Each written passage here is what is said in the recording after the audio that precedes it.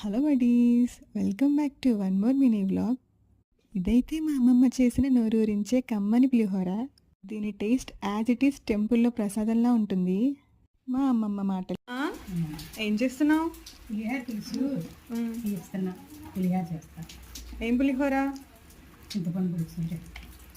Okay, అయితే రసం తీసి ఉడకబెట్టి దాన్ని రసం తీసి తాలింపు పెట్టి పులిహోర కడతా. ఓకే అమ్మమ్మ. సో విన్నారు కదా, ఆ తీసిన గుజ్జుని మిర్చి అండ్ సాల్ట్ వేసి బాగా వేయించాలి.